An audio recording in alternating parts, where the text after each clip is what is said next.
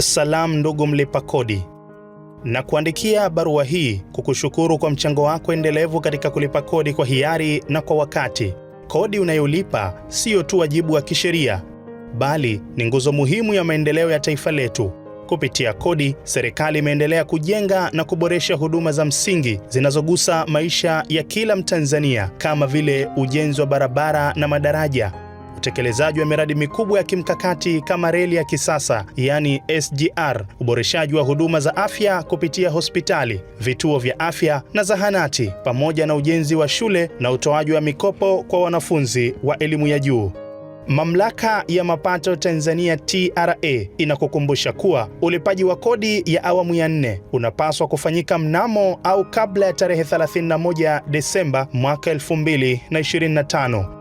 Kulipa kodi kwa hiari na kwa wakati kuna kuwezesha kulijenga taifa letu.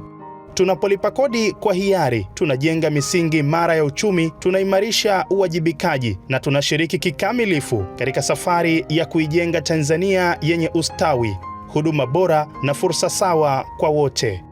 TRA inaendelea kuboresha mifumo na huduma zake ili kuhakikisha ulipaji wa kodi unakuwa rahisi, salama na unaoendana na mahitaji ya walipa kodi. Asante mlipa kodi. TRA tunawashukuru. Tunaendelea kuwasikiliza na kuwezesha biashara zenu. Kodi yetu, maendeleo yetu. TRA, pamoja tunajenga taifa letu.